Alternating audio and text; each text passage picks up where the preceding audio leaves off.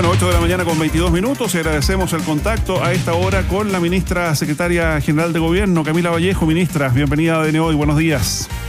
Buenos días, Mauricio. Saludos a la radio. Muchísimas gracias. Bueno, entiendo monitoreando la situación de la lluvia a esta hora. No sé si nos puede confirmar ya la visita del presidente Gabriel Boric, que ha llegado esta mañana al país, a la región del Biobío esta misma tarde.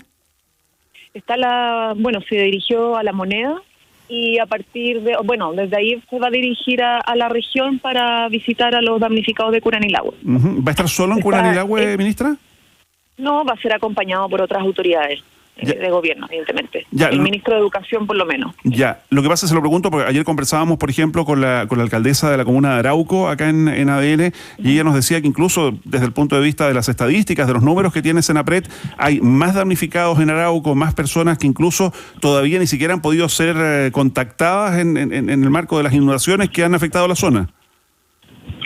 Bueno, tenemos una coordinación con los municipios, entonces a la medida que esto se levanta de los municipios, lo que se procede es a llevar gente cuando los caminos o la situación de aislamiento se resuelve, para poder catastrarlos, para poder llegar con ayuda, ¿no? Si no, se recurre también a bomberos, a carabineros de Chile o a las armadas, al ejército, para poder, si están en una situación de aislamiento y en riesgo, nos dirigimos con ellos para poder ayudarlos. Entonces, si es que probablemente la alcaldesa ha levantado esta situación, lo que se hace es coordinar a través de Senapred o la delegación justamente ese tipo de ayudas. Ya. Y las ayudas, por ejemplo, que son de enseres, de alimentación, trazada, abrigo en general u otras, también se solicitan a través de los municipios con la ficha alfa para ponerla a disposición con los recursos que tiene Senapred a través del Ministerio del Interior, ¿no? Que son recursos que están a total disposición en casos de emergencia. Ya, hoy comienza... Y además hoy ya empiezan las ayudas que son monetarias. Es que eso mismo le quería preguntar. ¿A cuánta gente se espera llegar con esa ayuda monetaria en la forma que ya se ha explicado? Bueno, depende del catastro final, pero todas las personas que lo requieran van a tener el bono de enseres y también el bolsillo electrónico de emergencia, que es para la compra de materiales. Recuerden que el bono de enseres tiene un rango dependiendo del nivel de afectación, que va hasta 1,5 millones de pesos, y las transferencias empiezan hoy día. Ya se han catastrado más de 900 hogares con ficha FIDE, y tenemos muchos funcionarios y funcionarias capacitadas que ya quedaron capacitados además de la emergencia anterior. Entonces hay una experiencia, esto en general está avanzando cada vez más rápido. La última emergencia fueron en cosa de 3 semanas que se logró levantar el total de damnificados. Ahora esperamos que en menos tiempo se pueda cubrir la totalidad, y en la medida que se van como cerrando las primeras nóminas de damnificados, se van haciendo las transferencias. En este caso, hoy día se va a cerrar la primera nómina para proceder por instrucción del presidente Gabriel Boric a la primera transferencia de al menos el bono de enseres, para que la gente pueda empezar ya a recuperarse en algunas cosas, cierto, que perdieron durante estas lluvias y casas abnegadas, ¿no? Ya, ministra Vallejo, un par de preguntas justamente sobre este bono. Nos consultan si la entrega del bono es por persona o es por hogar, y qué ocurre cuando en una misma dirección hay más de un hogar, viven varias familias. Sí, no, son por hogar, y si en un hogar hay varias como familias, depende de cuántas se registren como jefe de hogar. Es como, esto se aplica igual que siempre se ha aplicado, ¿no? El año pasado también lo aplicamos de la misma manera. Entonces, si hay en una casa, más bien, hay 2 hogares, son 2 fichas FIDE. Yeah. ¿No? O sea, y lo mismo, si en una casa, hay casas donde hay incluso 4 hogares. También hemos encontrado esa situación, y entonces ahí aplicarían 4 fichas FIDE. Y por lo tanto, claro, alguien hace de cabecera de familia, y en el registro de la ficha FIDE se permite identificar quién es la persona responsable y se transfiere inmediatamente a la cuenta RUT. Como esto es automático, no se postula, cuando se levanta la ficha FIDE, hay una evaluación que se hace a partir del nivel de daño, si es daño muy leve, daño medio, daño mayor, y luego de esa clasificación se procede a determinar finalmente con la nómina final a el Banco Estado para que proceda con las transferencias. Sí, ministra, y otra pregunta que también nos hacen pensando en que todavía no comienza el invierno, respecto de estas ayudas, porque claro, cuando han ocurrido incendios, por ejemplo, cuando ocurre un incendio, la destrucción ocurre una sola vez. Pero cuando hablamos de afectados por lluvias, por temporales, puede que una misma familia que está siendo afectada ahora en el mes de junio y se recupere gracias a estas ayudas, pueda volver a tener problemas en julio o en agosto. Ojalá eso no ocurriera, pero la pregunta es si estas ayudas se entregan por una sola vez o un mismo hogar afectado en diferentes momentos del año por las lluvias podría recibir más de una vez este bono. Bueno, eso hay que irlo evaluando, Mauricio, porque no es tan sencillo, ¿no? Depende mucho de qué tan recurrente sea la afectación. Esto se va a ir monitoreando probablemente también con los propios municipios, los alcaldes, alcaldesas y las delegaciones provinciales que están principalmente en terreno junto a los Ceremi, para, claro, evaluar si las ayudas se pueden reiterar, se pueden extender. Todo eso siempre es algo que está sometido a evaluación del Comité de Ayudas Tempranas. Recuerden que el Comité de Ayudas Tempranas es la institucionalidad que por ley se fijó en la última legislación, la última ley de presupuesto, para coordinar no la emergencia, sino que las ayudas, porque era necesario separar un poco las instancias, y el Comité de Ayudas Tempranas, cuando se reúne, evalúa con la dirección de presupuesto, con las subsecretarías, relaciones con agricultura, obras públicas, educación, salud, etcétera, para ir evaluando en función de la evolución de las emergencias, las catástrofes y los daños de las personas, qué más se puede hacer respecto a las ayudas. Entonces, eso son parte de las evaluaciones. Nos vamos a ponernos en ese caso todavía como hipotético antes de que suceda. Pero respecto a los sistemas frontales y la afectación, siempre estamos tratando de cubrir a la mayor cantidad de personas y responder evidentemente a los distintos niveles de necesidades. No es lo mismo los efectos que genera la lluvia en el sur que en el norte, depende mucho si es ciudad o zona rural.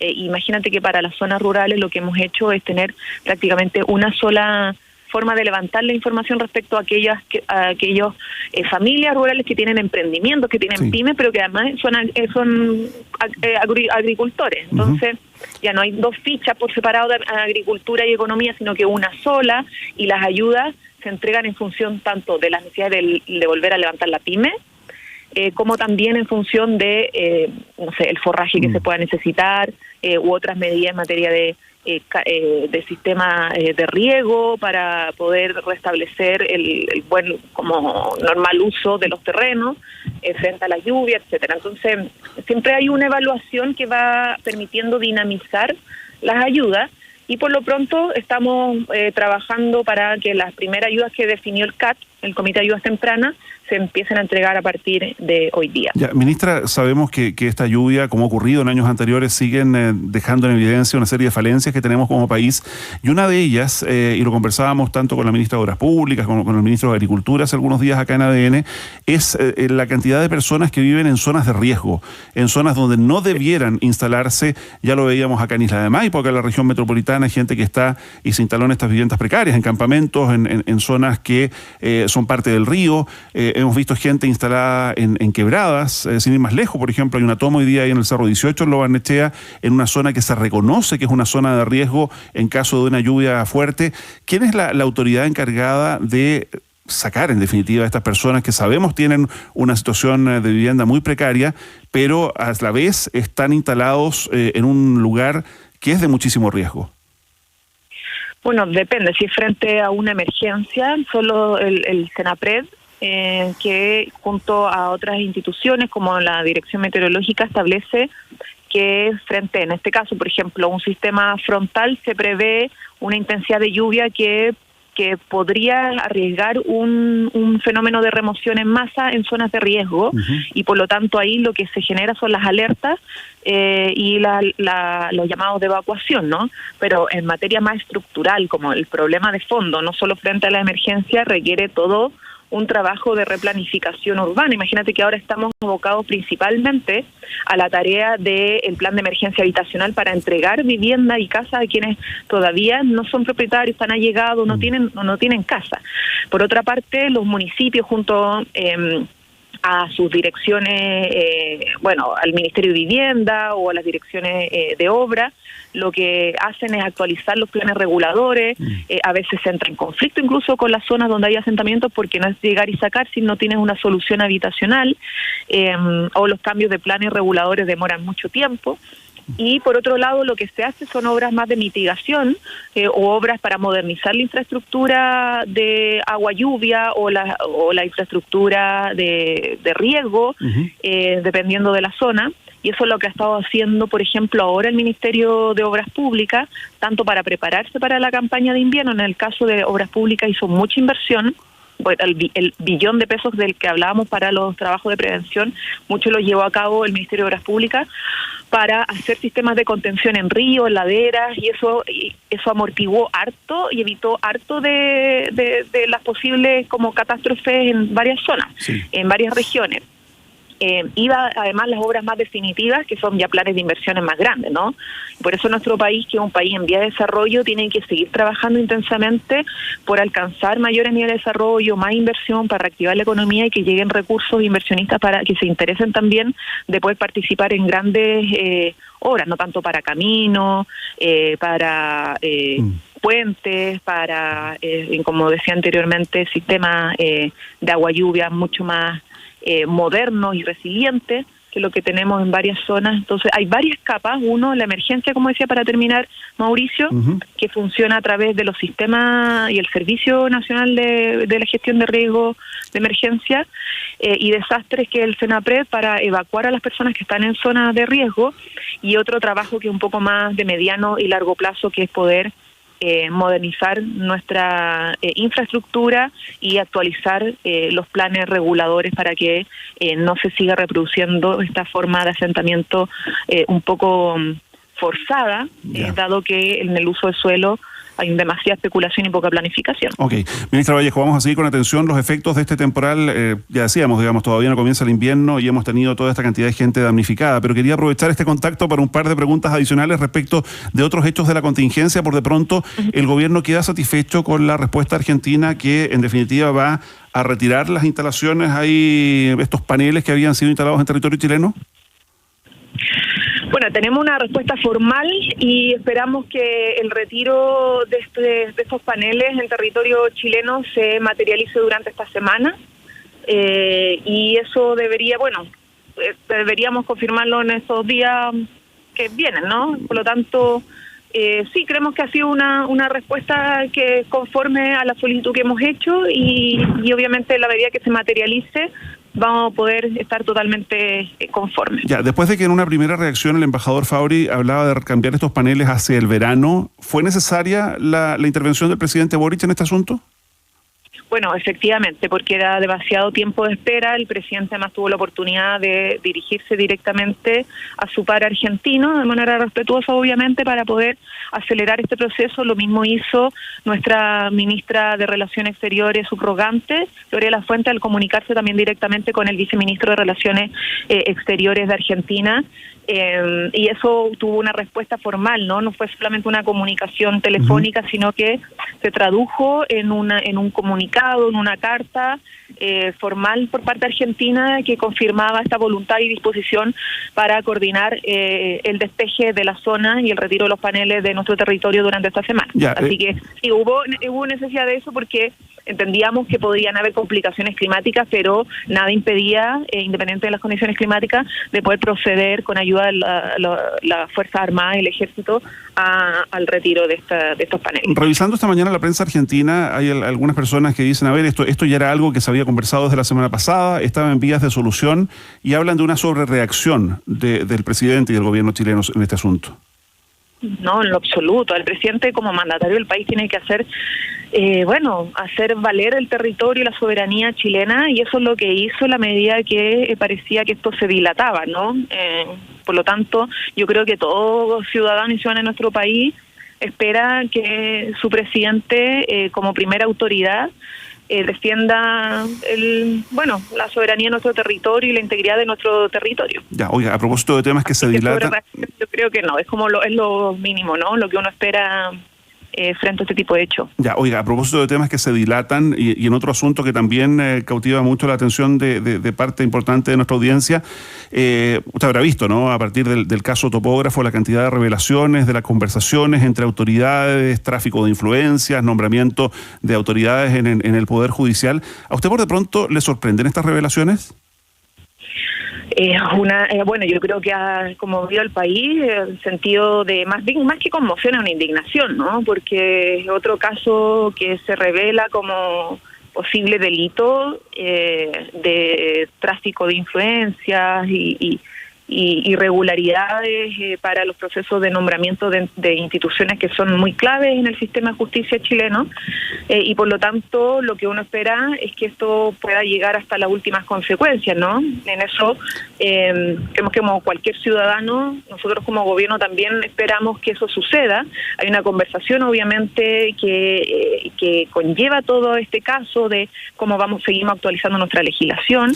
Nosotros ya hemos empujado la nueva ley de notarios, que también busca modernizar el sistema, y hemos tenido varias también denuncias, irregularidades en materia de nombramiento, y por lo tanto hemos ido avanzando como país, pero efectivamente es una conversación que implica ver si estamos lo suficientemente preparados para evitar todo tipo de formas de corrupción. Ya, pero una cosa... Esa es una pregunta que se instala y que tenemos que irla resolviendo democráticamente. Ahora, lo importante, sí, Mauricio, creo yo, que independientemente de la indignación, todos estos casos dan cuenta que nuestras instituciones reaccionan frente a la corrupción y que siempre hay quienes las develan, quienes las denuncian y quienes las quieren enfrentar y combatir. Y eso pasa dentro de nuestra institucionalidad. Entonces eso nos da también cierto grado, entre comillas, de tranquilidad de que no quedan encubiertas. Cuando se encuentran, cuando se detectan, hay denuncias y hay procesos que investigan estos casos. Ya, pero una cosa, ministra, perdón, es la investigación que está en desarrollo respecto de un eventual tráfico de influencias, pero usted ya mencionaba, hay proyectos para actualizar, por ejemplo, en el caso de los nombramientos de notarios, de conservadores de bienes raíces, en un sistema que cumple más de un siglo, digamos, durante más de 100 años no se ha modificado. Ha habido múltiples intentos de cambiar, de modernizar la designación de estos funcionarios públicos que ganan, en algunos casos, muchísimo dinero, millones de pesos al mes. Y usted que fue parlamentaria, me imagino que sabrá del nivel de presiones que hay para que no se avance, para que no se legisle, para que esto siga pasando un año tras otro sin modificaciones. Bueno, por eso el presidente Boric instruyó a que este proyecto de notarios pudiera salir a la luz, porque justamente hemos visto como parlamentarios que hay muchos proyectos, cuando éramos parlamentarios, muchos proyectos que demoraban demasiado tiempo en salir. Y porque, claro, hay a veces, bueno, demasiado poder detrás, o porque se malentienden las tradiciones, ¿no? Como hay un anquilosamiento de ciertas tradiciones malentendidas, y cuesta a algunos sacarlo del lugar de comodidad para atreverse a generar cambios institucionales y reglas y cambios en las reglas del juego, sobre todo en nombramientos que son claves, ¿no? Que tienen poder para frente a la ciudadanía, que están a cargo de trámites importantes, o en el caso del sistema de justicia también, ¿no? Que está a cargo ni más ni menos que de las sentencias y el hacer justicia. Entonces, son temas difíciles, pero aún así hemos podido enfrentarlo y al menos, por ejemplo, en el caso de la ley de nombramiento de notarios y conservadores de bienes raíces, hemos podido avanzar muy bien en este periodo y esperamos que esto salga a la luz cuanto antes. ¿Este año?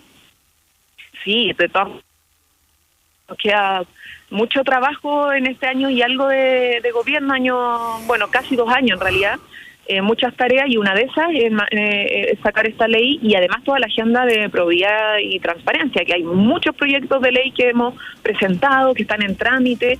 Lo último que hicimos fue que ingresamos el proyecto para modernizar la ley del lobby, que también está asociada a formas de tráfico de influencia. Entonces, es clave que esta agenda, que a veces, como que reflota cada vez que presenciamos casos de posible corrupción, pero es una agenda que está permanentemente discutiéndose en el Parlamento. Muy bien, pues ministra, secretaria general de Gobierno, muchísimas gracias por estos minutos en Radio ADN. Buenos días. Sí, muchas gracias a ustedes. Buenos días.